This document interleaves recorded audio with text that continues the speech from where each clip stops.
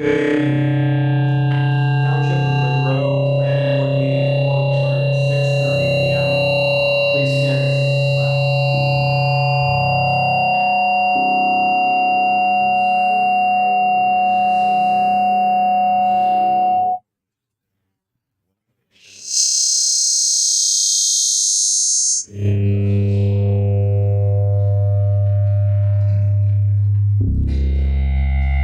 In accordance with the Open Public Meetings Act, I hereby announce that it shall be entered into the minutes of the meeting that adequate notice of this meeting has been provided by the following: posted on the bulletin board of the office of the township clerk, posted on the bulletin board within the municipal complex, posted in the Home News Tribune on December 30, 2021, posted on the Monroe sent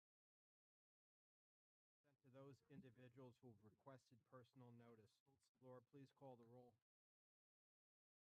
Mr. Flory? Here. Mr. Rothman? Here. Mr. Riggs? Here. Ms. Polidoro? Here. Ms. Brodsky? Here. Mr. McGowan? Here. Mr. Patel? Ms. Qureshi? Here. Mayor Delina? Here. Chairman Gaffrey? Here.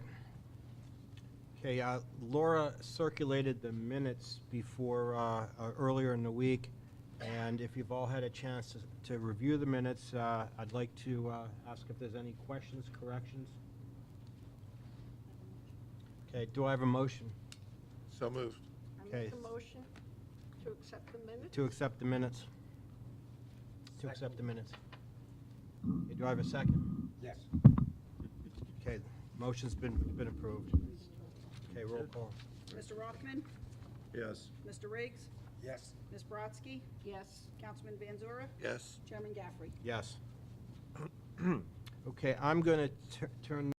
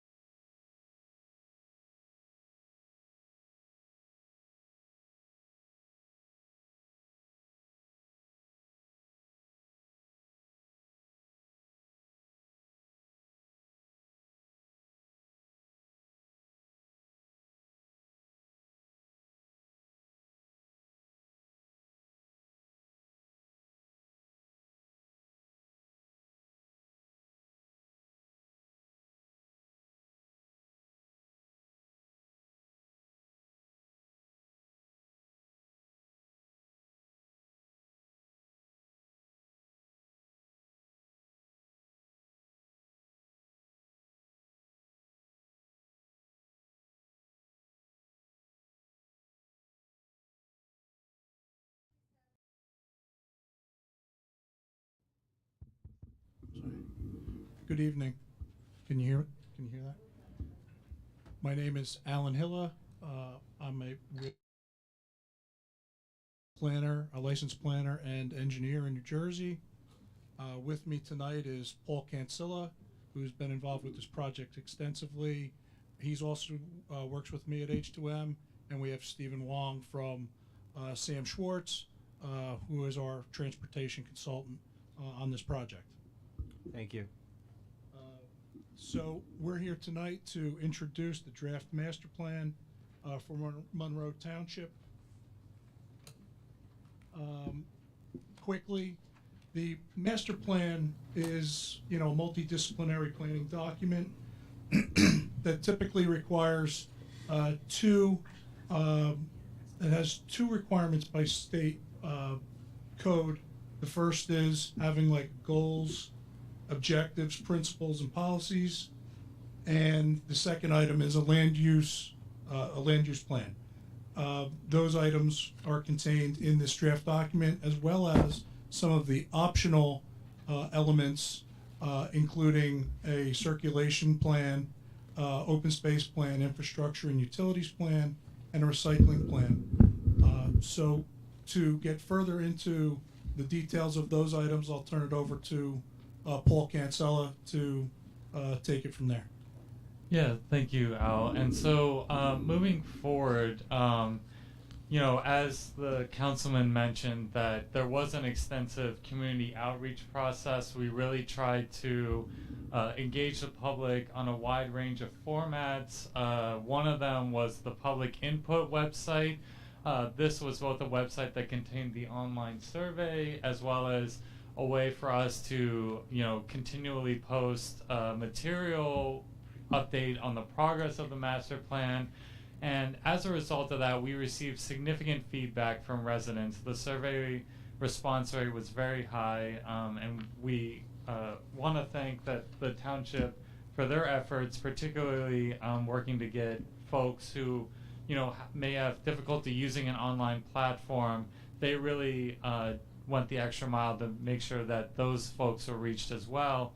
And as a result, as you can see on the slide, both the number of survey respondents was almost 1,800, with almost 87,000 responses, as well as almost 6,500 individual comments. And those results have been generated. They're included as an appendix to the master plan. And in addition to that, those responses that we received from the public, both on the survey as well as the workshops, we really worked to incorporate those responses into the master plan. I think you will be able to see those in the document, both throughout the content as well as on the recommendations and forming the goals and objectives of this plan. Again, there was a master plan, both a master plan subcommittee and a stakeholder group. So the subcommittee was made up of members of this board, the planning board, as well as the zoning board, and professionals of these boards. They helped to serve as liaisons to both the township council, the planning board, zoning board, and environmental commission. And we really appreciated their input. They provided us with immense technical knowledge, as well as just information of the community, and that really helped to shape this plan. We presented a draft version to them, got significant feedback from them to really help vet this document.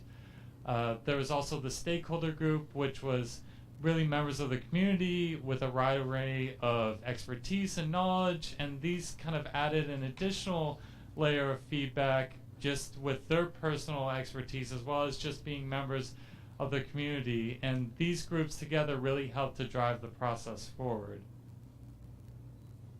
So again, there were 3 workshops conducted last summer. There was about 40 attendees to each of these workshops. We received discussions of issues such as desires for greater commercial opportunities, such as restaurants and supermarkets, concerns about overdevelopment of certain neighborhoods, and then a desire for preservation of open space. And again, those kind of major themes were also themes that were reiterated in that public survey. So a lot of the feedback that we received were, a lot of overlap between both what we heard in the workshops as well as what was present in the results of the public survey. So, after the community outreach portion of this master plan was done, there was a thorough vetting process where we really worked with the township's professionals, the subcommittee, the different groups to really make certain that the plan that is before you now was thoroughly vetted and really had as much feedback and update as possible. So some of the issues, some of the trends that we're seeing as far as regards to the land use plan were, residential development. Again, this is largely a result of statewide affordable housing mandates. These are something that, every municipality in the state is kind of having to deal with. Additionally, warehousing and e-commerce, particularly growth in those industries after the pandemic, and just given the location of Monroe along major corridors, a lack of commercial development. This is something that we heard from residents, as well as from the quantitative analysis we did, looking at tax records, land use patterns, the like. And then another loss of rural character was something that was also reiterated throughout the survey and public workshops. And then looking forward to some development constraints, particularly environmentally, looking at flood hazard areas as well as the amount of wetlands existing in the township. And so what we had to do, and as Al mentioned at the opening of the presentation, one of the requirements of a master plan, according to the municipal land use law, is a statement of goals and objectives which help to form the basis of the master plan. And we did a set of goals and objectives for each element of the master plan. So those goals and objectives for each element, those can be found both in the introduction to this plan, so they're on pages 12 to 14 of this document, as well as we put the goals and objectives at the beginning of each individual element. So for the land use element, that is located, these goals are located at the beginning of the element, which is on pages 29 and 30. So with the goals, again, these were largely based off of the feedback that we received from the public, is really wanting to achieve a balance of land use types that both help to maintain and enhance the quality of life in the township. So looking at ways to encourage appropriate commercial development in areas where there's population concentrations, as well as where the infrastructure can accommodate it. Thinking about potential infill development rather than greenfield development by encouraging some redevelopment, again, where feasible, so that there's an efficient use of land, there's a balance of land uses within the township. Also looking to promote some light industrial development in appropriate areas of the township, and then wanting to develop and implement policies that really comprehensively address the needs of an aging population. Just given the demographics of the township, this is another important goal as far as land uses go. And then as we look to the future for the impacts of climate change and how the township will be impacted by those, wanting to come up with strategies to minimize these risks as these storms, particularly as an example of the storms last year that impacted the township. How can the township work to proactively plan for those types of storms in the future? So the recommendations tables, again, those are in each of the elements. Those can be found at the end of the elements. So for the land use elements, those start on page 78 of the master plan. We've broken these down into the different categories. So looking at, and again, this is not a complete list. Again, all the recommendations are in 78. These are just looking at highlighting some of the main ones, looking at potential rezonings of certain residential areas, both in the North Disboro Road area, as well as the area along the southern part of Spotswood Englishtown Road. Again, wanting to ensure off-street parking requirements for residential uses comply with RSIS standards.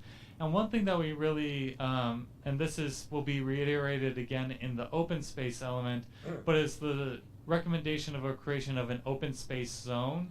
So a new zone that would cover the different open space parcels within the township to kind of ensure and maintain those parcels as they exist as preserved open space.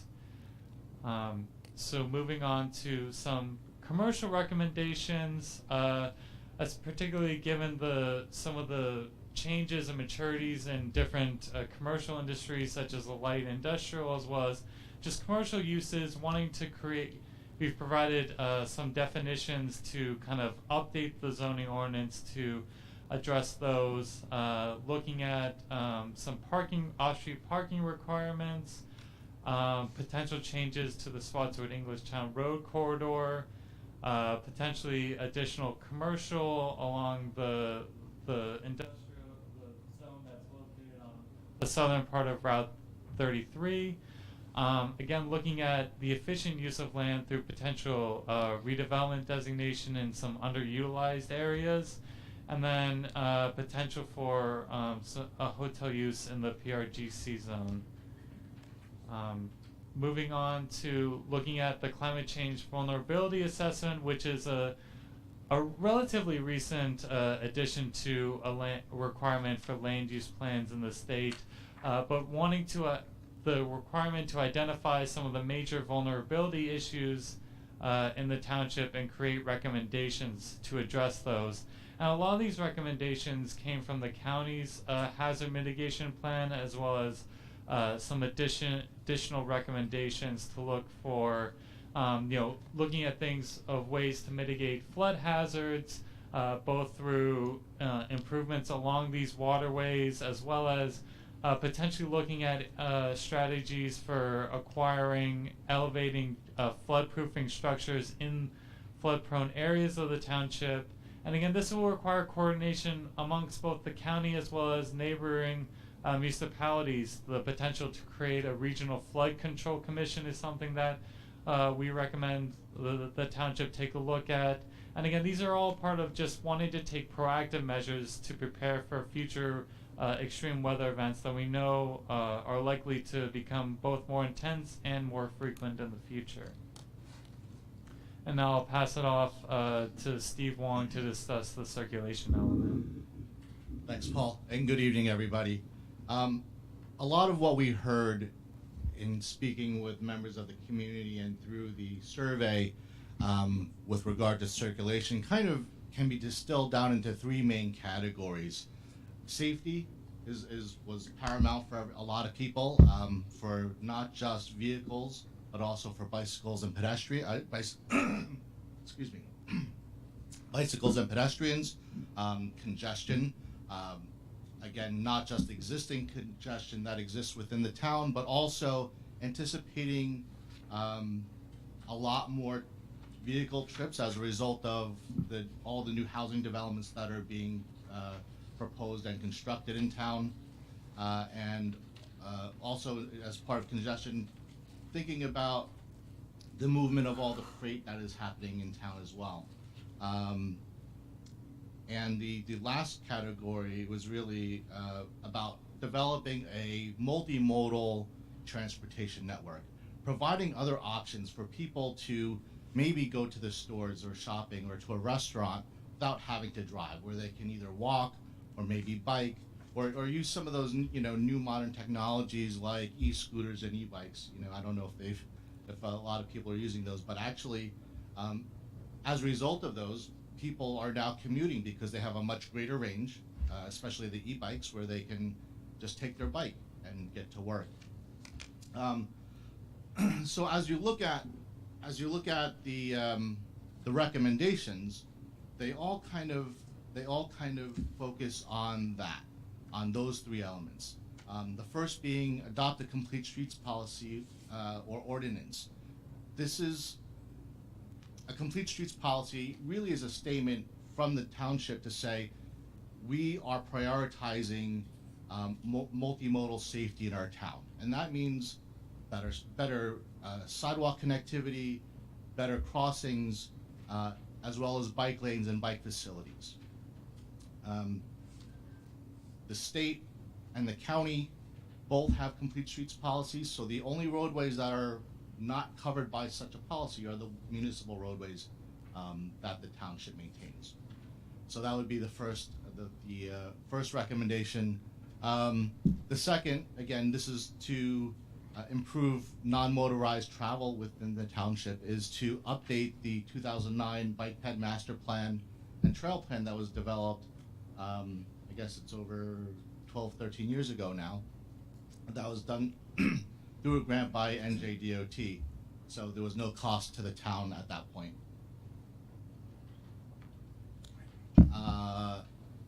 And really to address all the different development projects that are happening, either residential or industrial or commercial, develop have a municipal-wide traffic study done. So when developments come to the board, we're really only concerned with, okay, this development is going to bring X number of new trips. But we're not necessarily accounting for the one that's a half mile down the road or around the corner. The recommendation here is to look at all of the development. In addition to looking at what the new land uses are going to be, where else are those sites that might be something that's going to generate a lot of traffic, and create a comprehensive look at what the traffic and circulation is within the township. Again, to improve safety, look at systemic improvements. There are a number of resources out there, especially from Federal Highway Administration. There's also grants available, but to look at systemic safety improvements. So these are improvements where you're looking at a particular roadway topology and you're making improvements that will prevent or help mitigate crashes from happening in the future. So it's almost a proactive step, and you apply that to all the roads within the municipality. And again, recognizing that some of the roadways are maintained by the state and also the county, that's coordinating with them to make those improvements together with the township. And finally, the freight movement and truck traffic was one of the main things that were brought up by the residents. There's currently a study being performed by Middlesex County for the township and its neighboring communities, and really that's an opportunity to be involved in managing and mitigating some of the impacts of the heavy freight that's moving through the area, especially between the two turnpike interchanges. Paul? Yeah. Thank you. Thank you, Steve. And I think one thing that to mention about this plan is really the interconnectivity between all the elements. Land use impacting circulation, open space being a part of land use. We really tried to look at the plan holistically and really work together to really create a cohesive plan where all of these different elements of the master plan were really written as one document to be able to kind of create one vision for this master plan. And so with open space goals, which again are found at the beginning of that element, we know that the township has the goal of retaining 50% of the township as preserved lands. This is reiterated within the goals of the open space plan. Wanting to use the different planning techniques that have occurred before and thinking about other potential ways to continue to further preserve lands within Monroe Township. Wanting to encourage a network of pedestrian greenways, particularly when we consider along stream corridors, bicycle paths, so that we really, and this was discussed in the circulation element and reiterated here now, really creating the connectivity and linkages between the different residential neighborhoods, both with open space and community facilities as well as commercial areas. And when we think about open space and recreation, wanting to ensure quality and accessible recreational opportunities for residents of all ages, so not just area recreation for young kids, but also recreation for older adults and just across the entire age spectrum.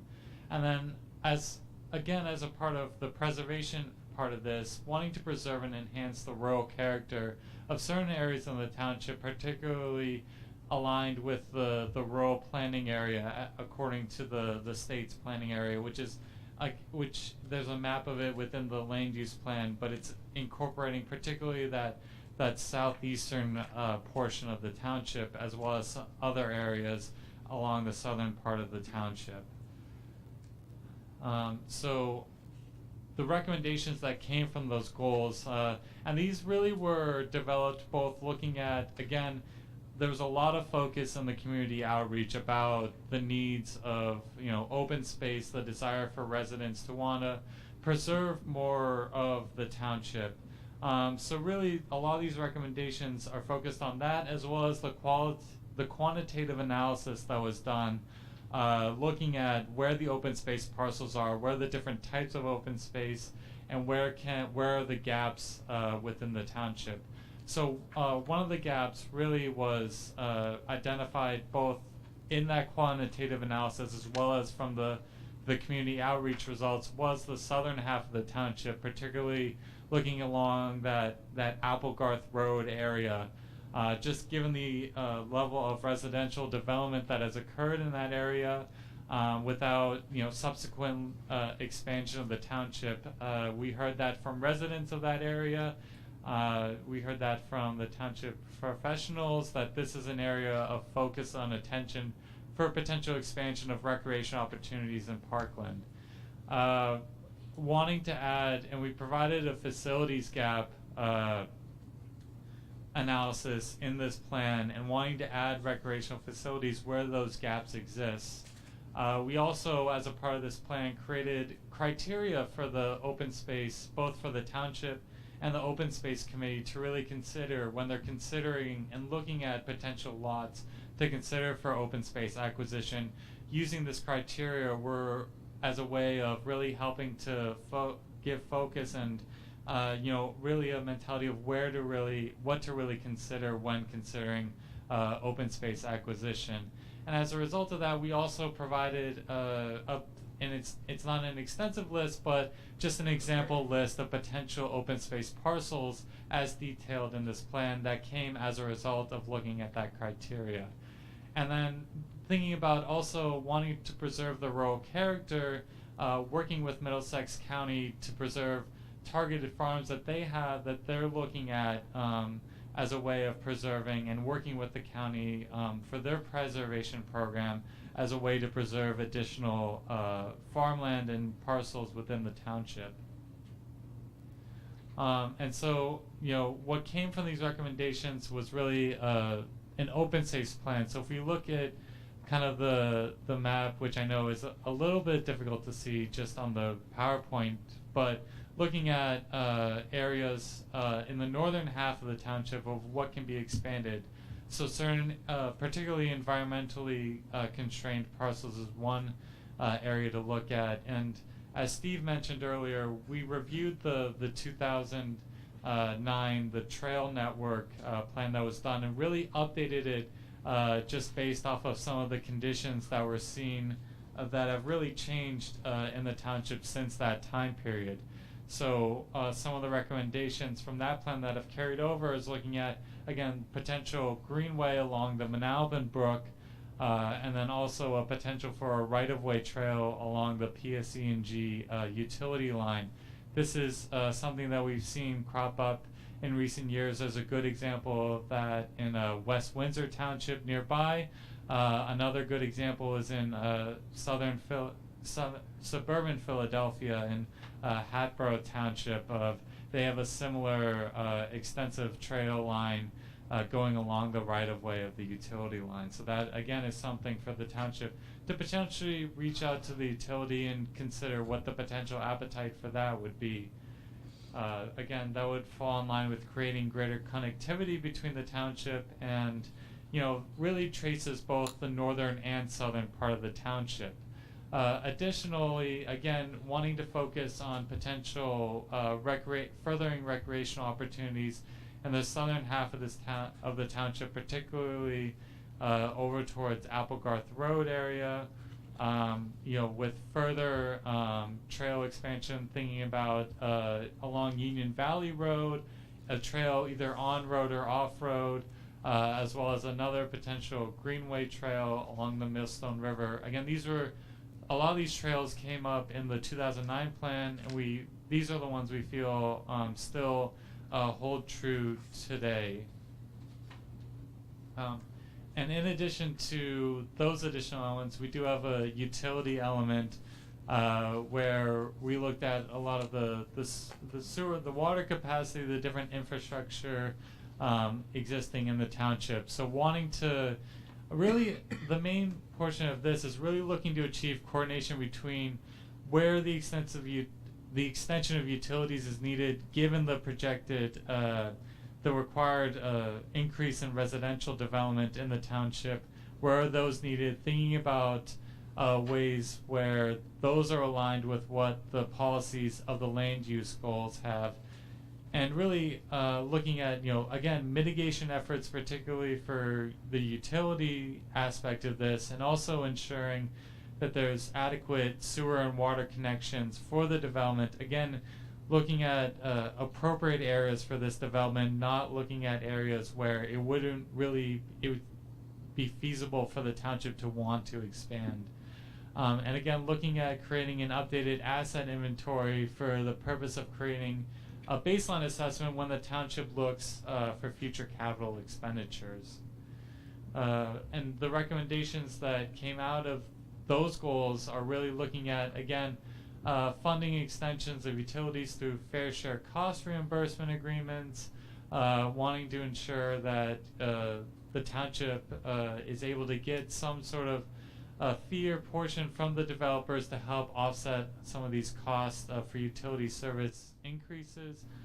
And really, we tried to align this utility element with some of the build-out analysis and the land use element, as well as the overall land use policies of that element.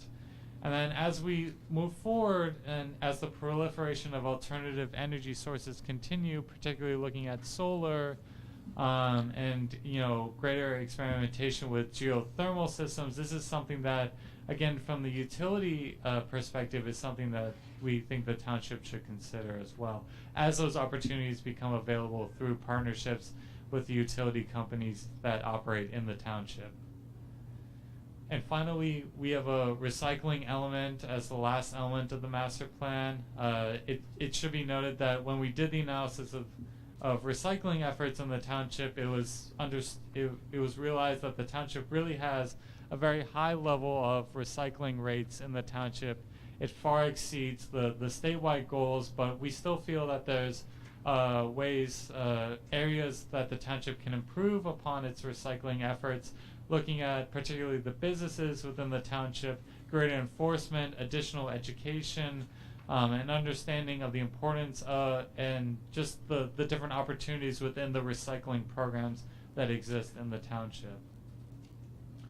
And piggybacking off of those goals, the recommendations are really looking at an inventory of the commercial and institutional establishments, really wanting to work with those establishments to improve recycling efforts there, just given the high level of recycling that does occur, particularly among the residents living in the township. Wanting to formalize a partnership for greater enforcement of recycling efforts.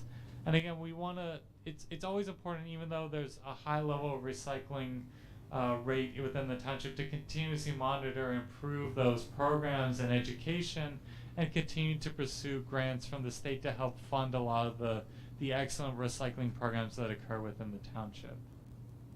Okay, and that wraps up the different goals and recommendations for each of the elements of the master plan. Paul, early in your presentation. Oh, I'm sorry. Just Al was going to finish. Al Hill was going to finish up. I'm sorry for. So, as the chairman stated in the opening, this is really the first opportunity to provide feedback to the draft plan that will be subsequently acted on sometime in the fall, as was presented. So that concludes our presentation here for this item, and we open it to the board and the to proceed with questions and comments. Paul, early in your presentation, you used the term flight. Yep. Early in your presentation, you used the term flight control. Can you define that term? I'm sorry, I said flight control. Flight control, did I hear that right? No, that was, I might have misspoke. I don't recall. Freight control. Freight control, yes. Yeah, as far as looking at areas of the township where, where warehousing and that type of light industrial use would be appropriate, I think. So my apologies for misspeaking. It's okay. I'll open it up to the board, its professionals, if there's any questions or comments. Yes. Yeah, I don't remember exactly where I read it in the pamphlet, but there's a statement about reducing setbacks. And, and I have a problem with that because we're sort of like famous for our buffer zones. And to reduce the setback, how are we accomplishing that?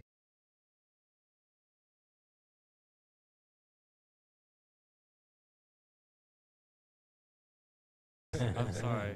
Just given the, just so I have a better reference of where you're referring to. Well, if you want, since it is out of the blue, if you'd have that answer for me for the next meeting. Yes, yeah, of course, I can provide that. I just need to find where we recommended that is all.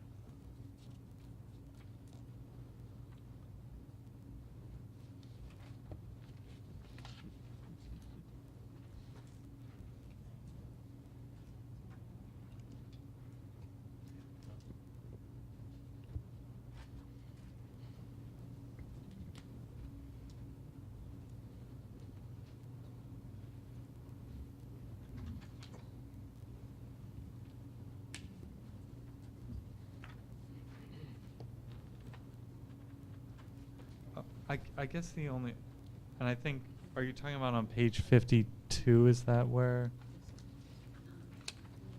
And I don't mean to just jump around, but.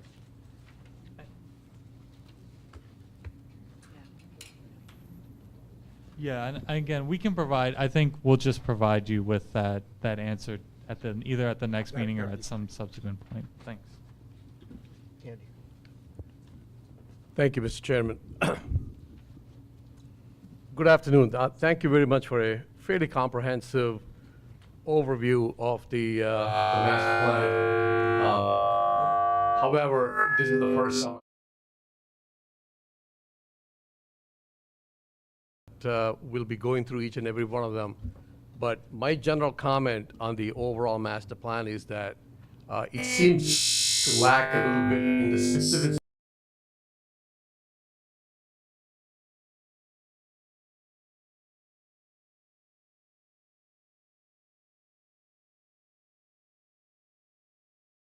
of how much water demand exists, how much of the water demand is going to be required, and what is the supply is, and things of that nature. My expertise, I'm sorry, I'm an engineer, not a planner, Steve, but I spent quite some time looking at the circulation element. And even there, I felt that the specificity was missing, other than the fact that you probably got the crash rates from RTM or the regional model or from the DOT. So you categorize one or two corridors as the problematic safety concerns corridors.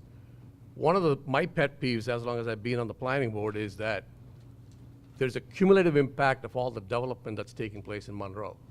So each engineer, each developer comes and puts in their 200 homes, 300 homes, and walks away with a couple of improvements. But overall, how is that impacting some of the pinch points within Monroe Township? For example, Forest Gate and Applegarth on the west side of the thing. If you go to the east side of it, Spotswood Englishtown Road and Devo Avenue, which is a 5-legged intersection. I was hoping that I would get an opportunity to actually give these specificities to the master plan to be included and come up with some kind of a plan to do that.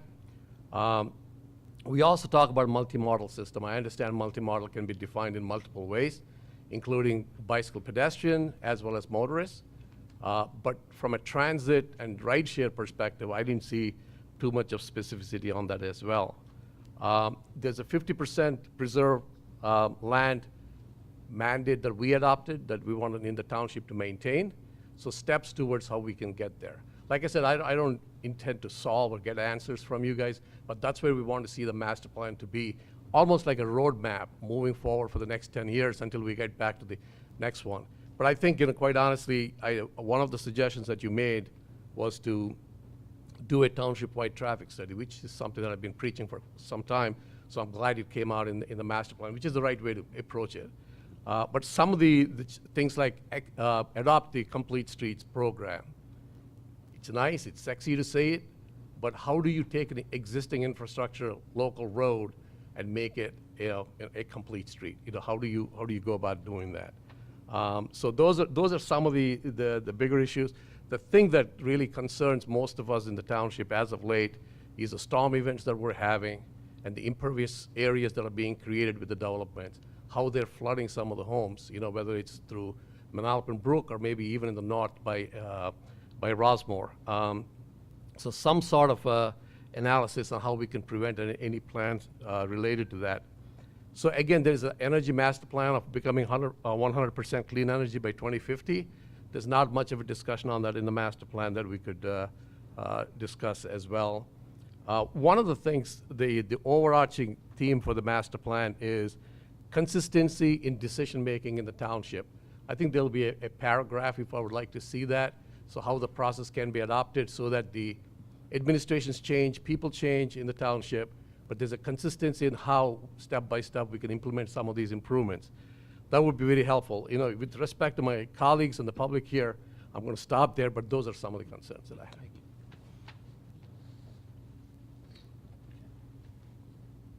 Anyone else? Okay, I'm going to open it up to the public. If you want to speak, come up to the podium, state your name, your address, and then you can say what you would like to.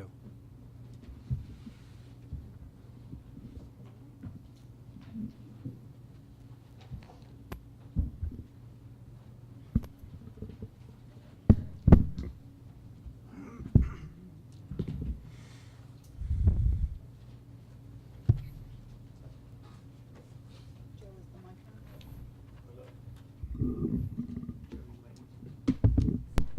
Hello. Yeah, thank you. Good evening, Planning Board and visitors. Good presentation. 244 Okay, pages. Can you state your name? and Yeah, address? sorry, that. Prakash Parab, 33 Dana Drive. Thank you. Okay, thank you. I don't know how many minutes I have. Please state that, so Chairman, so we can follow the rules, please. 5 minutes? The general rule is 5 minutes, Okay, thank you. but that's at the discretion of the chairman. Okay, thank you very much. Yeah, thank you. Good plan, lot of suggestions, but as Andy Polori says, we have to be very specific, and the timelines and good suggestions he gave. We need south side, there is a lot of development, so we need a recreation center there. The recreation center is in the north side of the town and is very far away, and a lot of development has come in the south side, and we need a recreation center. No doubt we want to have town center or whatever you are calling, but we need a recreation center, we need a public swimming pool. And I think we have to stop high-density housing, both for youngsters and as well as for seniors. The town is getting crowded. We have to broaden the streets. I don't know why the study was not done. The expectation is to broaden the streets and look at the, which intersections are causing traffic jam in the morning, in the afternoon, in the evening, and how we can broaden that. And those are the recommendations we'd like to see. No doubt, we like to have bike paths, walking paths. But I don't know, the town has developed so much.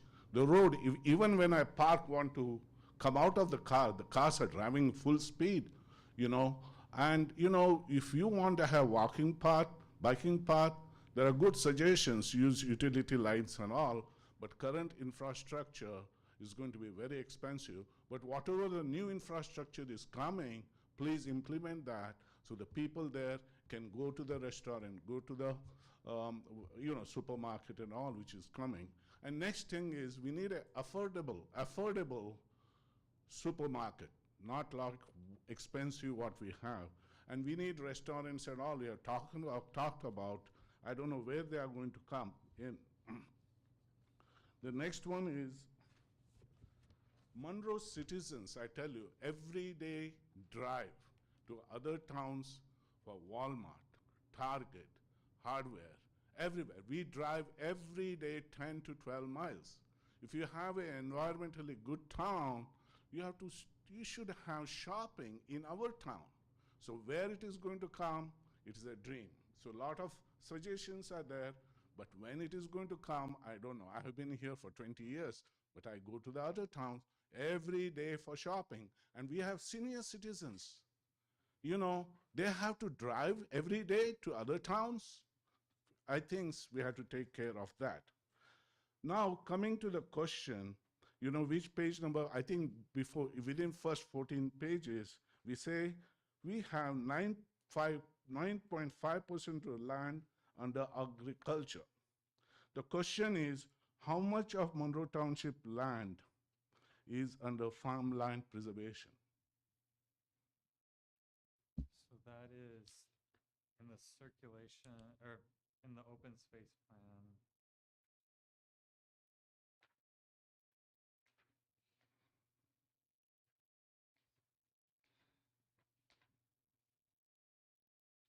Again, I looked at this Anyway, number earlier. I know it is in the open space plan about how much is actually farmland preservation.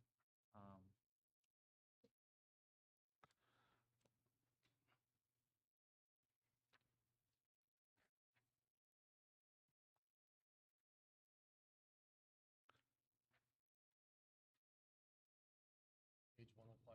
Yes, okay, no, on page 124, to date, almost 1,200 acres of farmland are permanently preserved. So it's about 1,200 acres. 1,200 acres is under farmland preservation. Yes, that's Thank you very much. I don't know, I had to convert into percentage. Now, you all have this is a good idea, marketplace of Monroe, west of Paranville and Route 33. Projected to have 2,000 residential in future, not immediately, they're coming up. The question is, which land you all are going to use for that? If 2,000 houses are coming, residentials are coming next to the marketplace in west of Paranville and Route 33, it is there in the, it is written in the draft. The question is, which land you all are going to use? Are you going to use the farmland for that? No, so this is, again, this is Paul, make sure your microphone is on. Sorry. So that is, when we discuss that, that is something that has already been, approved. Now, granted, there's various stages. It's not been finalized, but that is something that's already something that's been approved. That's a part of the requirement as a part of the town's meeting. It's a statewide affordable housing mandate. That's again. No, I understand that. My question is, which land we are going to use? Is it the farmland, which is already purchased by the developers? Which land we are going to use? That's a simple question. I just know it's the land north of, that's on the north side of Route 33 in that description. I'm not 100% positive what it is. So it is already purchased by the developer. That's the question. It's already been, yes, Okay, correct. yeah, I heard, yes, thank you. It is already purchased. Mr. Parad, can you wrap up? Yes, last question then. Monroe development near Regency, again, same thing. Near the Regency, there's a development going on. I'm worried about the farmland which is there in that side. Is going to be fully developed, residential there also? That's a question. What you are projecting in next few years? Yeah, so that's also, again, that's going to be that's going to be further residential area. Yeah. And again, these are all part of Yeah. the housing plan. Yeah. You know, I love to have farmland protection and forest protection. Thank No, I you. understand. And we make that recommendation as Okay. well. Thank you, Chair. Thank you. Thank you very much.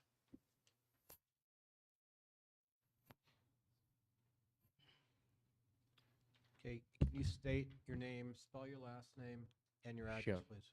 Pradeep Melam, MELAM, 4 Jake Place. On page 15 of your introduction, the population growth is expected to remain as is of 2010 census calculations from NJTPA to 50,332. But from 2010 till now, the town exploded and we have more plans that coming out. So are we still believing those numbers, or our town is going to do any approximation of the population growth? So I can just say that, again, that's a kind of an outdated number, and maybe we should have just either take it out or, update it, but that's. No taking out. Give us a realistic number. Why do you want to take out some numbers? Either you give realistic number. Well, I'm just saying that that's because it's unlikely, just given the growth that's already occurred and the projected development just that is required based off of the township's. Okay. Yeah, I'll move on to my next question. There's no point. And as Prakash, I'm reiterating, we need a southwest side, we need a multi-purpose playground or recreational facility or a rec center, because the town exploded in the last 10 years is that side. If you see the growth or if you see the rejoining of the schooling or anything, it's more on that side. So we are in desperate need. Everyone has to go to rec center from Applegarth and Station Road Junction. To reach rec center, it will take 25 minutes. Just to attend a 30-minute program, somebody has to travel 30 minutes to 30 minutes back. So that's another request from us. And the dire state of Applegarth Road, especially from the south of Plainfield Road until we reach 33. It was opening for 2 lanes, closing in, opening for 2 lanes and closing in. There is no straight path. And so I don't see any recommendations or anything in the plan that Applegarth Road is going to be regularized as a 2-lane plus 4-lane road or something like that. We would like to see that, because from 2010 to now, there are like at least 1,500 houses has been built in this section of the road that I'm telling. So that is the more congested road, if you see the traffic patterns. And that's another request from us. And so the bike lanes and pedestrians. So if you are doing that on already busy roads, you are putting the citizens' life in danger. If you are putting a bike path or a walk path, it has to be something like marginalized from the main road, and there should be an appropriate curb, and then there should be a bike path or a walking trail. It's not, I'm not talking about like my side of the town, which is the southwest, but I'm talking even Buccleuch Avenue. If you see anybody biking on a Buccleuch Avenue, I never see anybody biking on a Buccleuch Avenue, because the road is so narrow, there is no curb, there is no bike lane over there. So we can talk like too many things on like this town, like we can implement this, that, even the motorized bikes that you explained. So even motorized bikes, it's not safe on Buccleuch Avenue. So, and when we are scheduling additional meetings, I request this planning board and the mayor and the council is, why don't you take a ward by ward meeting instead of like a whole big meeting, a ward by ward meeting, like first ward, second ward, third ward. We have only 3 wards, I think, if I'm not wrong. So ward by ward meeting will give you more inputs, more public engagement. So that's one of my suggestions. And that's it from my side. Thank you, Ms. Malam.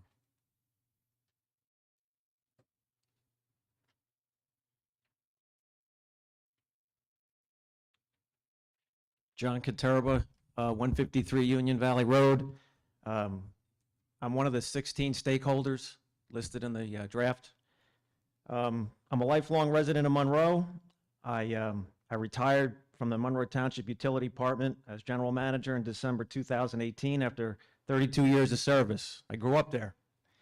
I'm currently employed by a large utility firm out in Linden. I just love utilities. I can't get enough of it. And it saved myself some divorce money. So my wife said, you got to get back out there. I'm going to comment on the latest draft. I had the previous one from July, and I noticed there were some differences. I just recently received the latest version. Thank you for the email today that went out saying that the new version was out. Thank you. Land use, page 53. Most of the maps, and this has been a comment of mine, are really hard to decipher. Again, since I turned 55 a couple years ago, things are starting to break down on me. I'm not going to get into specifics. The maps are really hard to navigate with the color. I mean, the zoning map in particular, you can look at page 37, you can pull it up, has 27 color shades alone. And I was joking with my wife, it's like 50 shades of zoning. It's hard to really see the boundary lines. No, but I know it's hard, guys. There's so much going on in a map. I mean, we can break them out into 20 scale, because when I was at the utility, the sewer service area map is the same thing. And a guy comes in with an application and you can't find the property line from the map because of the coloring. And a guy like me with my old eyes, it's not easy. But if you can do that. Land use. You talk about the aging public. Like to see a hospital put out there. There's enough people here to support a hospital, so maybe that could be implemented.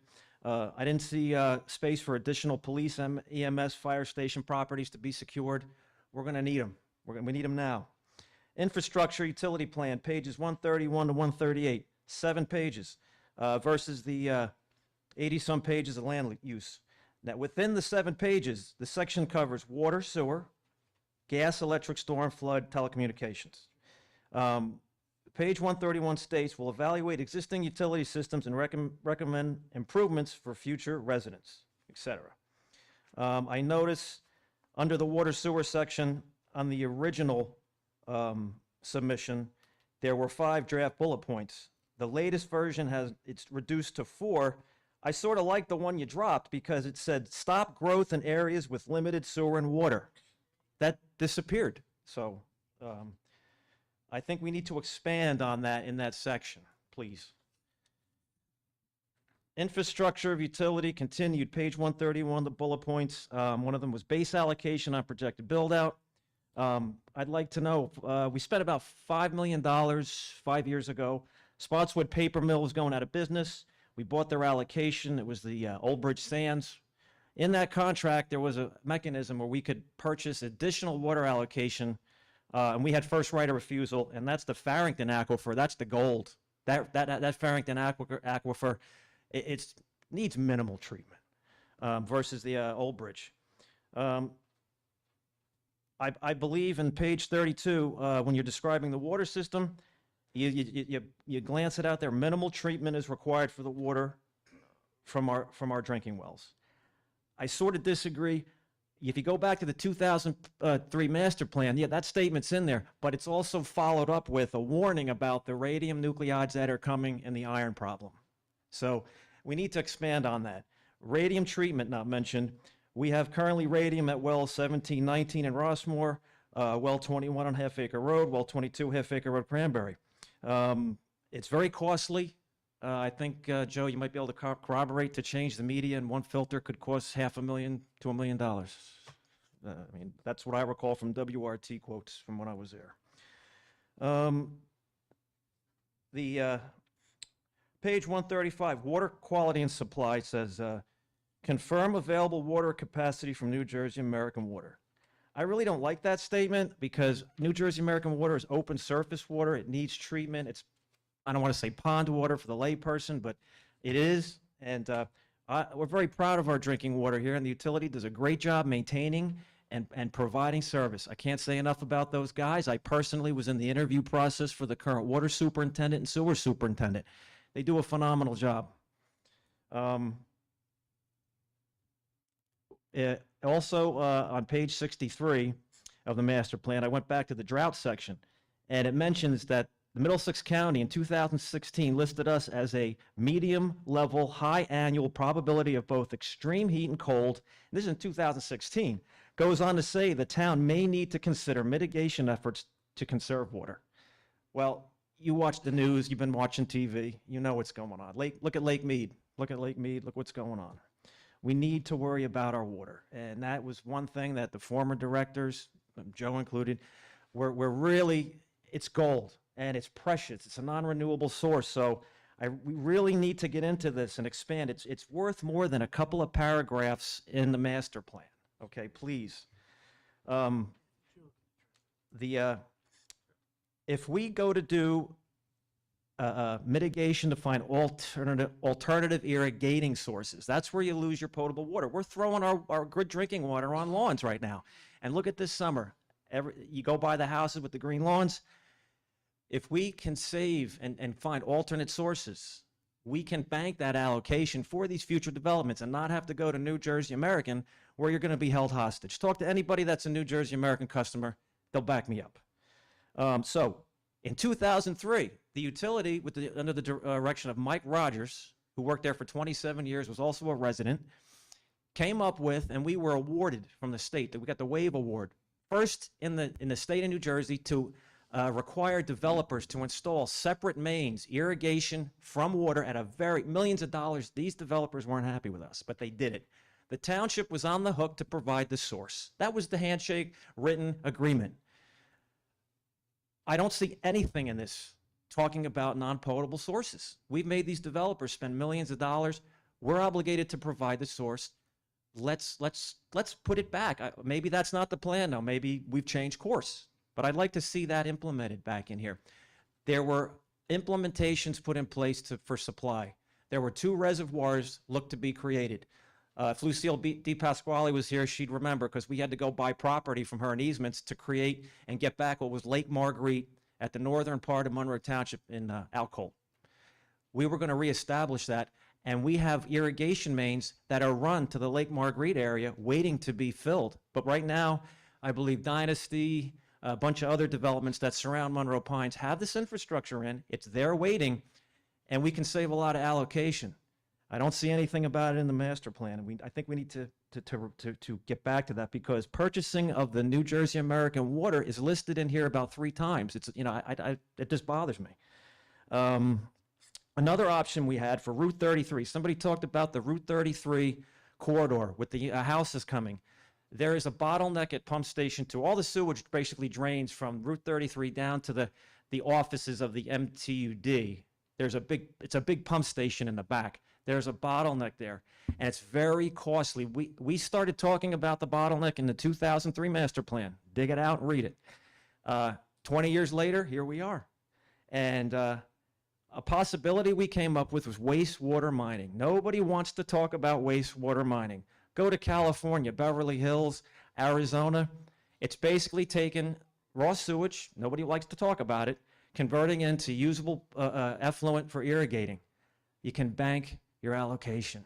No New Jersey American water. Let's look where we're at. Watch TV. Wastewater mining is in our future, whether you like it or not. And we should pursue that. I talked to people, constituents, they have pressure concerns out in the Mill Lake, Alcolt area. Again, it was listed in the 2003 master plan, and we at the time, the last draft budget I was involved with in 2017-18, we were looking at raising the 522 tank, and for the pressure concerns, and I didn't see anything addressing the water pressure, the towers, if there's improvements coming to handle that. The other option was I was tasked to try to find a couple of properties to put up just a brand new tank, and there were 2 properties that I remember dealing with trying to get them secured. Mr. Coturlo, can you wrap up, please? Yeah, I'm going to try to go as fast as I can. It's really important to me. Utility, all right, page 134. Go to utility funding services. How we're gonna pay for it. You go to page 134, and you start reading the paragraph, and it just stops. It's getting to the real, the cliffhanger. How we're gonna pay for it, and if you read page 134, it stops. There's no more information. Again, I didn't see anything about. I think there should have been a survey on people's opinions of their drinking water. I think that might have affected how they would have answered for, village-style building and construction, it may have curtailed that, but water, again, is so important, so costly. Lastly, I'll start wrapping this up. Terrorism threats. I didn't see anything about terrorism threats since 2001, 9/11. I was the OEM liaison. We were given warnings from Homeland Security, the FBI, for people, terrorists poisoning the water. On their high mark, on their high level of concern, were open water surfaces, were like high target areas for planes flying over, dumping chemicals in open water. We're lucky. We've got a lot of well water here, so we're pretty good shape as far as terrorism, but I think we should, in the day and age we live, we should address that. It's a painful subject, but this is the world we live in. Lastly, I'm just going to say this, the master plan should balance growth to meet available water supplies within the township by establishing land use densities consistent with the water supply limits. Thank you. Thank you.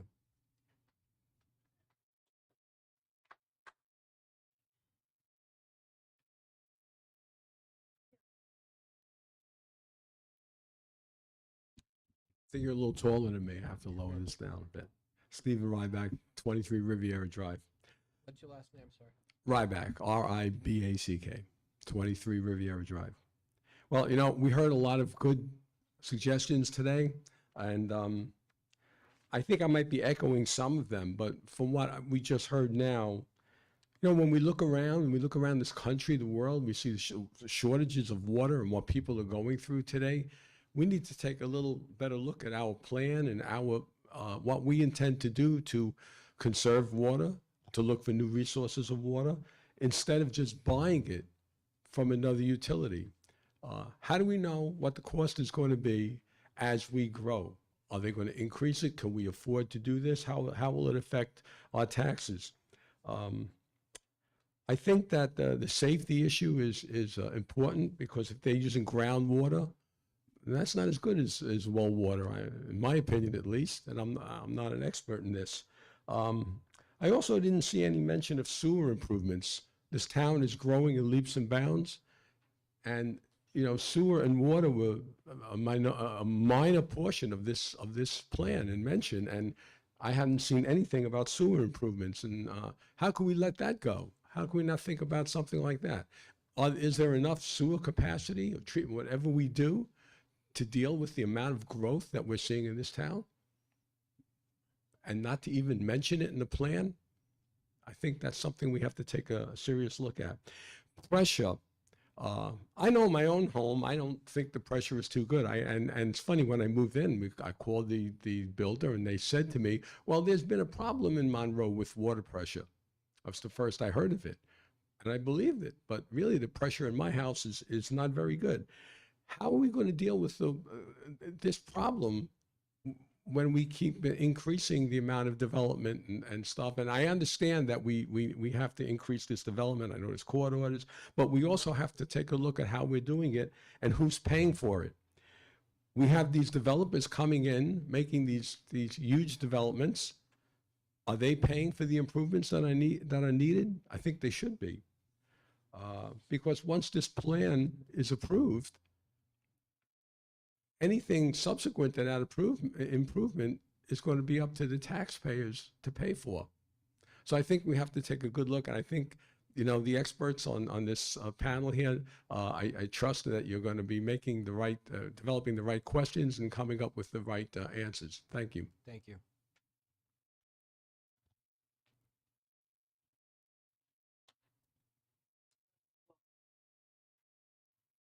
Michelle Arminio, 9 Nathaniel Street in Monroe. I'm actually going to do this a little more piecemeal, but I thank Mr. Katurba for getting into the nitty-gritty. I had asked for a meeting during, and I am one of the stakeholders on the committee. I had asked for a meeting to discuss the affordable housing and the Monroe Township Fair Share. There was a meeting called, but then it was canceled because 2 years ago, it was the graduation for the Monroe High School. So I would ask that we reconvene a specific meeting for the affordable housing. Let's face it, that's the real That's going forward is going to impact us a great deal. I just have a couple, and one of the other reasons for it, I'm just going to read this, and sorry about reading it, but I wanted to get this out. On July 13th, 2022, the Affordable Housing Board met. Council President Miriam Cohen presided over the meeting with the board attorney Jerome Convery, who are both here tonight. I attended that meeting as a member of the public. I asked the chair when the updated Fair Share housing plan would be available. At the July meeting, I was told that the updated affordable housing element and Fair Share plan would not be presented until at least their meeting in October. So I think that before we go anywhere, we need to have this set in stone and figure out what the projection is, what the details are about this, because it is one of the more critical issues of our going forward for our master plan. And just let me read this also. The Affordable Housing, Mount Laurel, these are all different ways to say it. Affordable Housing, Mount Laurel, COA, which is the Coalition on Affordable Housing, are names commonly referred to as the Monroe Township's Housing Element and Fair Share Plan. And that plan was from 1999 to 2025. So what we are responsible for until 2025 is what the settlement is, and we hear that all the time. The last report of the update was in March of 2016. The previous planner who prepared that 2016 report writes on page 34, the township shall rely on the court-settled affordable housing obligation of 1,133, and that period that extends from 1999 to 2025. And that 1,133 is only 20% of the full build-out of the building construction. The build-out allows, and you can correct me if I'm wrong, Mr. Razumowitz, the build-out allows 4 market residential units for every 1 affordable housing residence. Okay, so that's one aspect that we really need to drill down on, so the people know, and we know going forward where our building is going to be. And you talk about the land that's left. I don't know where there's land left, but I do have a specific question. The 400 acres on Perineville Road, are they going to remain in this plan as passive open space and recharge? Because I believe we inherited that from the New Jersey Turnpike Authority as a mitigation plan. So I'm wondering if that is going to be preserved wholly as it is. That is the intention. There's no recommendation for anything other than that.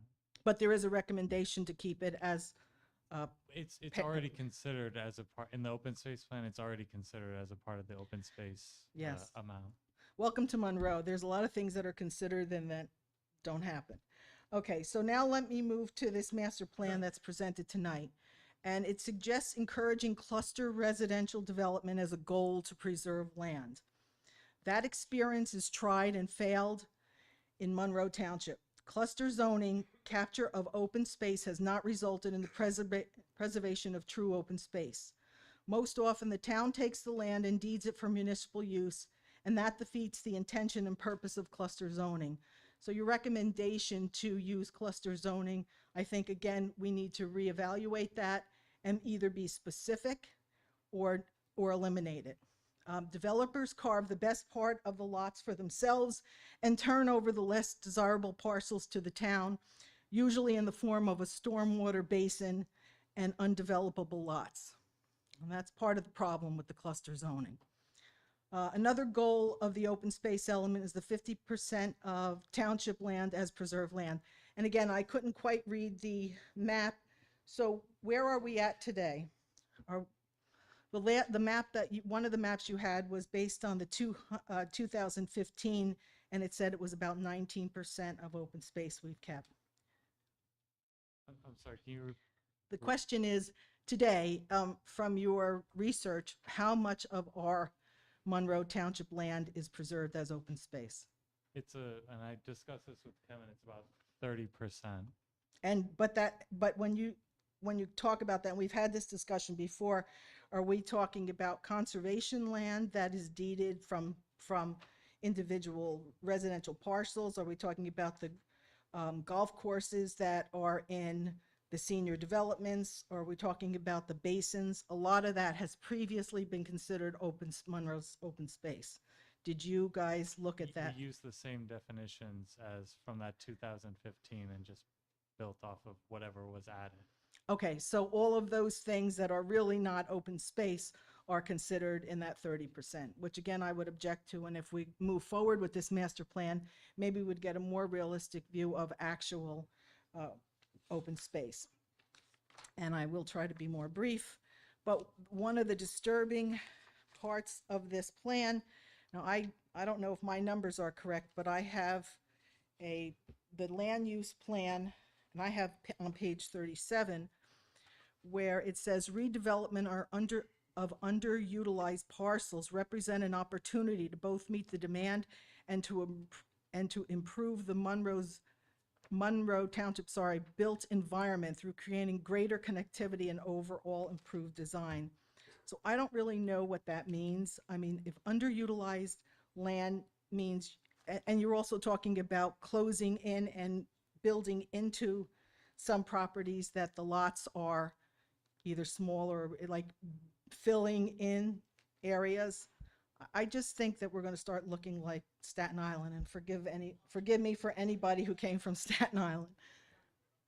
No, that was not the intention. The intention is when we talk about underutilized, we're talking about basically like either semi-vacant or mainly vacant commercial properties and redeveloping those when they're underutilized. Okay, can we be specific about that? Because underutilized can be a subjective position, and I have been in the planning board and zoning board meetings. Once a master plan is developed, they go wild with the interpretation, and the citizens of Monroe have very, very little to say about it. So I'm thinking, and I've been saying this for a very long time, about the water. If we need to purchase water allocation, to me, and I think many of our citizens would agree, then we are building too much. If we have to go out and find other sources of water, we are putting too many properties in the town. So this filling in of anything that's left is just not in the best interest of the residents who live here and the near future residents. We're spending money. We've spent, I think, twice we bought allocations from other communities, $5 million, millions of dollars. Who benefits? I'm not sure the residents of Monroe benefit. We are accommodating developers. If we're putting in sewer and water because we're developing something down the street, those are the developers. They are benefiting. We are paying the taxes. We are not accommodating our children.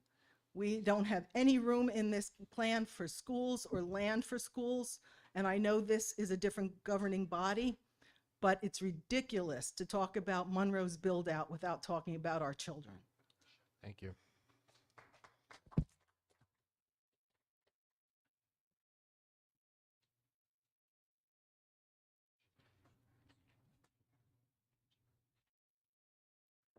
George Gunkelman, 5 Keller Court, Monroe. Can you spell your last name, please? Gunkelman. I'm going to piggyback on what my predecessors had said, and it's just by way of emphasis. The 400-pound gorilla here is the impact of new construction, particularly the impact on our school system. The biggest item in every local taxpayer's taxes is the school item. It's bigger than anything else, and it will make us not have resources to do the many wonderful things that are talked about in generalities in the master plan. Apple pie and mother is great stuff, but you still have to buy it. So my question is, did the plan look at the projection of numbers of new construction and what the implication is for the ratio of students in 5 and 10 years out? I guess that's the range from what I heard tonight. And, did these projections identify the number of additional classrooms that would be required and some general estimate of what that cost would be. It's an overwhelming thing. It is the 400-pound gorilla. We can't pretend that we have resources for all these other wonderful things if we've got all this on the books ready to happen. I don't know if it's possible to renegotiate any of the things that are on the books. The developers were able to renegotiate things when they weren't able to do what they wanted because of COVID and other things, but we don't seem to be able to. I suspect we can't, but maybe we should try. Moving on to something else, I would really like to see us work with the county, since Prineville Road is a county road, Applegarth is a county road, but particularly on Prineville because the land is either wetlands, which is the rationale why the county wasted a fortune in improving the sidelines. They put in structures to protect the road at great cost rather than go out into the wetlands. We have this other set aside land that we control, the 400 acres that was mentioned, and also the other wetlands that we got from the state. Not all of it is wetlands. We got a larger parcel than that. Maybe we can do a trade with the county to say, okay, take 50 feet on the side of the road. Pick the side that's the better side, and let's widen Prineville Road. You don't have to go down there more than once a month and see where some resident or some driver has crashed into the guardrail, provoked either by a deer, blinded by headlights, take your pick. But you go down there, you can go down there anytime when you can see, you can go down there tonight. Every time you see that guardrail crushed, you know that someone paid an awful price for that experience. And it happens over and over and over again. If you talk to Monroe Police, they'll tell you they're there every week on those kind of events. We need to widen that road. That should be part of the master plan, in my opinion. Now, I know it wouldn't be easy, and we would need cooperation from the county, but we have things to give, and we normally have clout with the county. A lot of talk in the master plan about open space. Great stuff. Everybody likes it. But it's only useful if it's managed. If you take open space in your yard and quit mowing it and quit maintaining it, all you have is a patch of weeds and eventually a few scrub trees in it. A lot of our open space is not so different from that if you made a patch in your yard. You don't want it in your yard, you don't do it in your yard, but we do it in the township. So open space should be managed open space. It shouldn't be some overgrown thing. And we get it in some areas where we did cluster housing and then there's a parcel that's set aside and it's just left to grow up in weeds. It also becomes a habitat for deer. Deer might be very pretty. Bambi was a great movie, but when you hit one with your car, or if you're a farmer and you have it eating your crops, not so good. And we've created a lot of habitat for them at quite a price to all sorts of people. The land use changes have not been specified in the plan as I understood my reading of it, and I need to go back to it. It's not easy to read. 250 some pages is intimidating, or 157 is it? I forget what the number is, but it's an intimidating thing, and much of it is very hard to read. Maybe there'll be some hard copies that we can borrow at the library or sit down and use here in town. But I think we have to remember, if we're making land use changes, that we have a lot of have a few left of farming families who have struggled for generations to hang on that land through good times and bad, and good crop years and bad crop years. So if you want to change the densities in your land use plan, that land becomes less valuable. Is that fair to the farmer that hook onto it? If someone devalued your property, anything you owned, by writ, would you find it acceptable? Indeed, the New Jersey Supreme Court didn't. It's considered a taking and typically has been thrown out. So let's not get too cavalier and think that we can do it and get away with it. It'll probably be fought and thrown out. We have a lot of things to do here, but I'll go back to my first one, the 400-pound gorilla of how we deal with this growth that's on the books and how we're going to fund the schools that will be the byproduct of that growth needs to be addressed, because it will just destroy our ability to do all these other wonderful things that are talked about in the plan. Thank you. That's Thank you. all I have. Thank you, Mr. Chairman. Anybody else want to speak?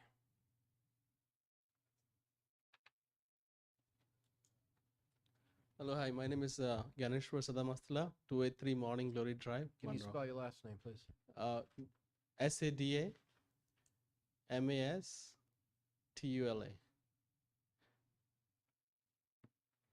Okay. So I had a chance to go through the draft master plan, and I have concern, like I think the plan addresses a lot about the growth which has happened in the southern side versus the growth which has happened on the north side.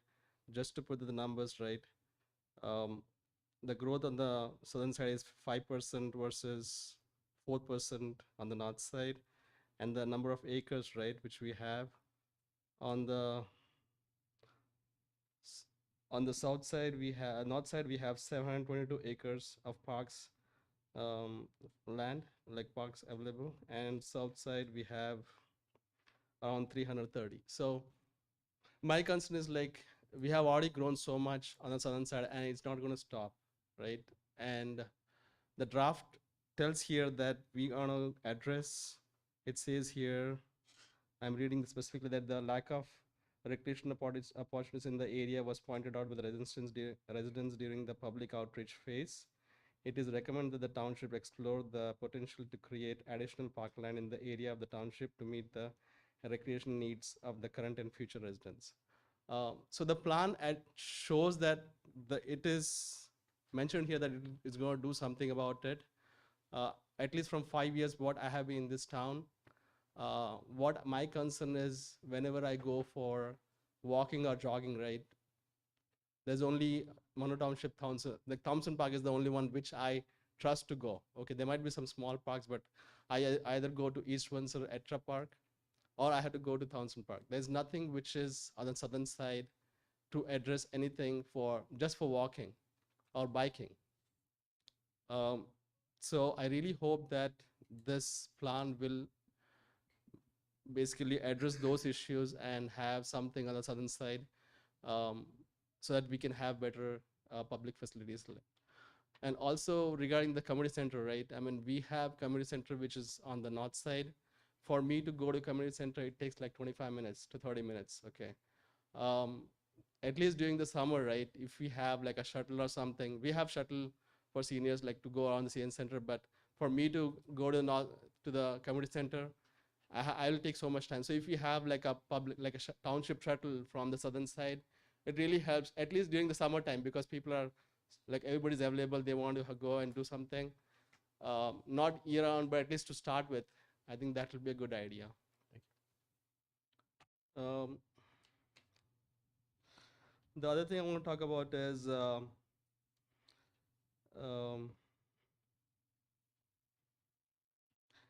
like I ran through I haven't gone through the plan much on the draft because it's a very big document, but from the last 10 years, right, I want to know, like, a question, right, how many public or parks or any facilities have been developed in the last 10 years? That's my question, so that I can know, okay, this is what something which was done, and then because I don't see that in the plan, and I don't know how I can get those answers. I mean, that would require, I mean, we have what the current amount is, and we would need to have a record of what it was, you know. No, but I want to know like from the last census, right? Like suppose from last census, which is like, not the last census, like 2020, like 2010, right? From 2010 to 2020, in 10 years, what has the township done for these public facilities? Like, so specific things which I have done to make new public facilities, or like anything which has done. I want to know on that. I don't see that. I mean, I haven't got to the draft plan, but maybe I can guess that answer. That will be helpful. Mr. Chairman, sorry, over here. Do you mind if I just address the question for a moment? Sure, sure. So I think what you're asking, if I'm understanding correctly, is looking back for the past 10 years, how many new parks and Yeah. recreation facilities? So I think that's a great question, and I don't have that information offhand. I'm happy to help you with that personally, tomorrow or Yeah. throughout this process. Yeah, I think whenever- in the master plan, as they're kind of looking forward for the next 10 years, they may not have captured the last 10, but it's certainly that- something yeah, from the because township's perspective. What I'm hoping for is like, I mean, I don't know, it's like, what has the township done in the last 10 years, and what I can hope to be done to have the township done the next 10 years, because what I have seen the last few years, I haven't seen anything which has changed. Sorry.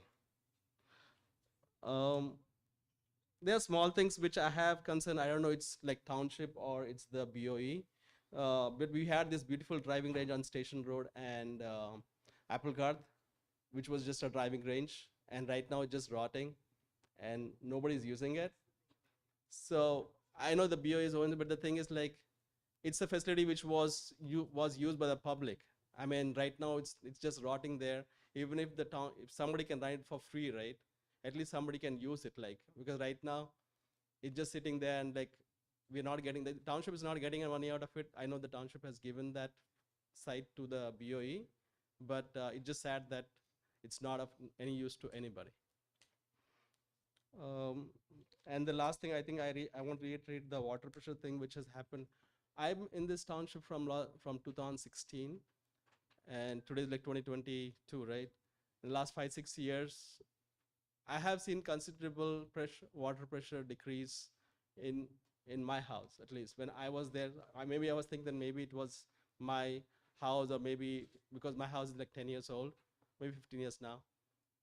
But I think we should do something about it, because in the next 10 years, right, if I'm here, I don't know what's going to happen. At this moment, I don't think it's looking good. I don't know about the other houses, what people experience, but personally, I think it's looking very bad. I mean, we have so many developments going on, but the township, I'm not saying don't build new houses, but then the people who are already there, they should not be suffering for people who are coming in.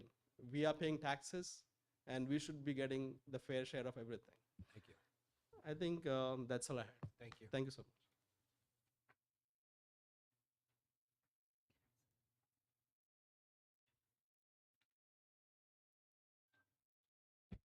Darren Kutz, KUTZ, 397 Buckaloo Avenue.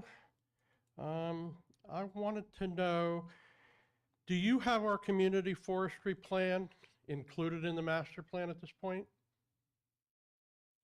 We have it on our file, like we've looked at it. We don't have it included in the master plan. Well, by state law, it has to be in there, so I suggest that you put it in there, because a real important issue is it gives the town immunity from lawsuits against us with anything that happens to a shade tree. So if you don't have it in the master plan, then we don't have immunity from that. And it's kind of stupid to not have it. And if it is a state requirement, which I was told it is today, I think we need to put that in there. So please take care of that. I'd also just like to reiterate what George had said. I think the biggest issue here is the school systems. I mean, let's face it, why is people leaving Monroe? Because they can't afford the taxes, a lot of people don't come here because they can't afford the taxes. Eventually it's going to push me out because I can't afford the taxes. And why is that? Well, the reason is because we just keep building, and we can't afford to keep paying for these schools when you have the state government going with the Abbott program where they're giving all the money to the cities and nothing to us. The bottom line is we got to pay for that, and we can't afford to keep doing that. So to me, that is a huge, huge issue. The second big issue is the water. I agree. I screamed about this 20 years ago when I wanted to change the zoning back then. And, you know, I came before this board and I was told by the mayor and the township engineer and others, oh, it's illegal to change the zoning. That was a bunch of baloney because Cranberry did it and Millstone did it. And Millstone has way better zoning. They're up to 10 acres, I believe now, you know, and we didn't. We waited way too long. This exploded and now we're dealing with it. You know, I think what took place when we did the last master plan was criminal. I mean, we should have taken the Route 33 corridor. That should have been industrial out there, not residential. We had an opportunity to cut down on the affordable housing unit requirements by putting in industrial. Does that get rid of it all? No, it does not. But it's a heck of a lot better than giving an upgrade of, you know, density for a retirement community, and I'm not picking on them, or low-income housing.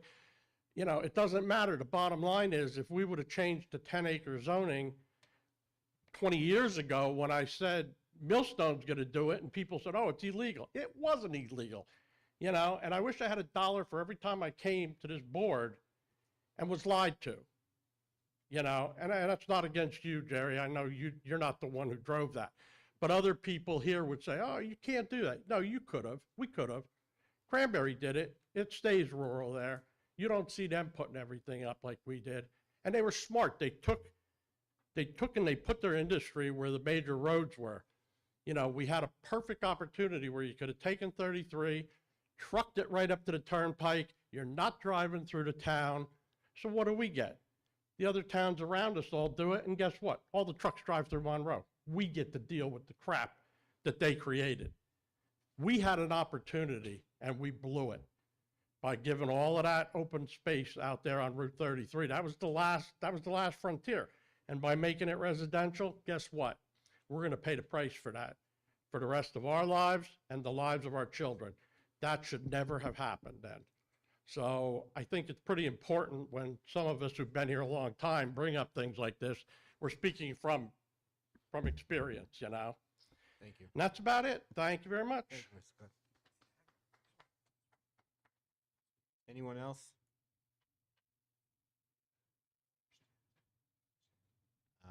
Hearing none, I'll move to close the public portion. So moved. Second? Second. Thank you. The public portion is closed.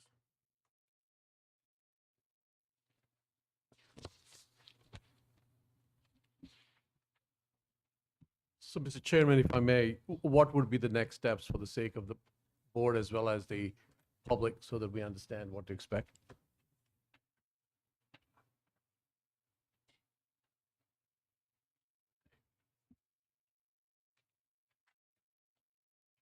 In terms of the question, I'm going to defer to Terry. Okay. As I stated at the beginning of the meeting, I don't know if you're listening or not, Andy, but at the beginning of the Apparently meeting, I not. stated this is an informational session, and we got a lot of good input from a lot of different people, and a lot of good points were made. So what's going to happen? The final draft, this is not going to be voted on until probably later in the fall. It's not going to be the next meeting, I can guarantee you that. That'll give everybody at least another month or even a little bit more than a month at a minimum. Any of the further questions, some people raised questions tonight, and you know, this is a pretty big document, so not everybody had all the answers, you know, right on the spot. But if you have those further questions and you want to follow up, you can call Kevin, you can call Joe Stroin, who's also worked on this, and we can also get in contact with our H2M guys who are all here to answer the questions. So that's what's going to happen next. And then when we get that, we'll try and incorporate those suggestions. And then later on in the fall is when it's going to be scheduled for a final, at which point the public gets heard again, I believe. So we've tried to do everything we can. And we all understand all the frustrations in the town. We didn't hear anything new tonight. Schools, the only thing I will say new is apparently over the last year, the water seems to become more of an issue, but the schools, the overcrowding, the, development, things of that, those are all legitimate concerns that we got to take into account within the constraints that we could do it as we are mandated by certain state laws. We try to do the best that we can. So I wasn't here 10 years ago, so I can't help you with what happened then. We're trying to do the best we can for everybody right now. So, but by all means, we invite it, and that's what we wanted. We wanted to have the question. So, let me just say thank you for everyone for coming. And also, I wanted to say, a lot of you got very, very prepared tonight to ask intelligent questions and not just throwing out the, like, hey, what's going on type of thing. So I compliment all of you, and I thank everybody for coming tonight. Really appreciate that. If I may, Mr. Chairman. If I may, Mr. Chairman. This is probably my fourth master plan that I've been sitting here a while. I heard two issues tonight that did cause me a bit of concern. One, obviously, where we're going with the affordable housing, and we should have, if there's going to be a meeting on affordable housing, we should have that before we approve the final master plan. Well, just as a thought. The second one, and I put it right, actually I put this as the top issue, was water and sewer. And hearing that there were some sources of water that we had, and instead there's a recommendation to be buying it from some third party that'll be a lot more expensive and obviously impact the whole tax area. I think a lot more work needs to be done, and I heard it from John Katerba. And maybe it's because it's my fourth time around. I've been sitting here a while. If there were two people I would count on to give me inputs from the past in water and sewer, it'd be Mike Rogers or John Katerba. Is there some way that if there's a further meeting addressing this issue, that Mr. Katerba could participate and be invited to that meeting and participate in it? Mr. Chairman, if I can. Yep. Again, there's been a number of issues that have been brought up about water and sewer. I personally had a number of email exchanges with Mr. Katerba, inviting him over to the utility department to discuss all of his concerns. Many of them are dated, and some of them are inaccurate. And again, that's no fault. He's been out of the loop now for 4 years. There's no problem about that. I will clarify for everyone today, we are not going to buy any water from New Jersey America. Suggested in the master plan, Again, I understand that, John. John, I understand that. And I might defend myself. Okay, my reputation's on the line. Mr. Chairman, point of order. Yeah. This is not a dialogue at this point. Correct. My one recommendation, I'm sorry, gentlemen, my one recommendation is if there is a follow-up meeting where water and sewer does sound quite serious to us and needs to be addressed before we vote for the final adoption on this, that Mr. Katerba could be somehow in attendance. That's my recommendation. And as I said, more than happy to accomplish that. And that invitation is open to every citizen, and I'd be more than happy to give a presentation to the entire town relative to the robustness, resiliency, and redundancy that exists in our water and sewer system and network. Because believe me, a lot of effort, a lot of time has been devoted into developing a plan, incorporating the build-out analysis that goes into not only fair share housing, but the amount of open space that exists. And as I said, it's a complex issue, and it's one that I'd be more than happy to make sure is understood by everybody. But just so that everybody's aware, we are not going to be purchasing, and I recognize that it's in the master plan. That's why we appreciate your comments. That's in error, and we will correct that. because as of November of this year, we will be putting a new well on at the corner of Matchaponics and Spotswood Englishtown Road that will add 750 million gallons of additional water into the water system, more than adequate to sustain any development for the next 30 years, regardless of how much is going on. And we have additional well supply that we've purchased. Again, we will discuss where those plans are going, but be more than happy to discuss that with anybody. Thank you. Thank you. Okay, Mr. Chairman, I just want to make a statement, given the temperature of the room here. If we made a comment on the master plan, it's not because we disliked what was in there. I think for those of you who came to the first meeting at the planning board meeting, we said that we're very passionate about what happens in town.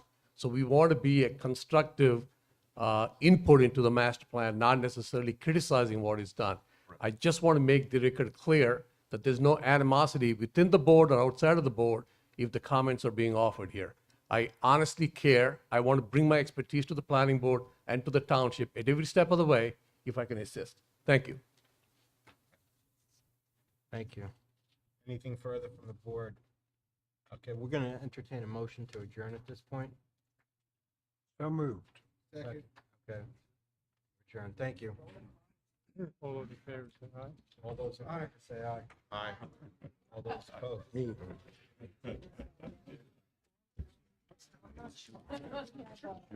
Okay. Not leaving. Sounds. Nope. Something to play. That was not played.